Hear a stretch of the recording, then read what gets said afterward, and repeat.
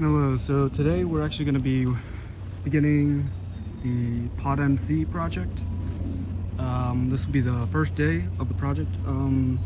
For those of you who don't know or haven't seen Jake's video on the POTMC, basically it's the protective outfit toxicological microclimate controlled suit that was designed for EOD personnel for atmospheres likely to contain chemical, biological, or radiological agents. And it was basically used when a mask would not be enough for a job. These suits would provide wearers with the self-contained ventilated agent protective tap capability against CBRN agents for at least 2 hours when worn by explosive ordnance personnel or EOD units and toxicological agent handlers whose duties would be operating in a toxicological environment where temperatures would range between 40 to 120 degrees Fahrenheit. The item we're actually going to be focusing on and working on would be the POTMC helmet assembly, which is paired with the M46 air filter, which is actually shown right over there, the small black unit.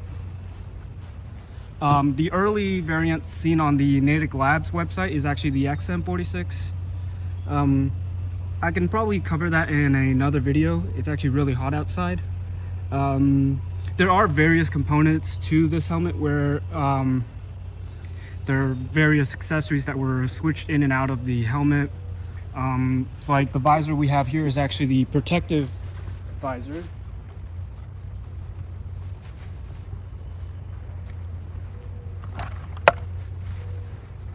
So you actually wouldn't see out of that, but you would put that in a bag and it wouldn't have, the lenses wouldn't scratch. The interior has the we can actually go into a deeper dive, but basically what you need to know is that the main components, which are predominantly shown here, are the shell, that's the white portion, the protective cover, the outer cover shell, which is the white shell. So the main components are the shell, which is actually the physical helmet bubble itself, the protective cover, which is the white portion, which is the outer cover actually, the emergency breathing adapter assembly, which I will probably post a photo in editing, which is basically that small valve that connects with the M46 particulate filter, the cam lock assembly, which is actually on the inside of the helmet around the black plastic ring, which I'll also upload when I edit this video. Sorry. There's a neck ring roll down cover that is located and surrounds the base assembly of the helmet. There's the XL valve cover on the outer side of the helmet, which would actually be on the left of the intake and the outtake valve.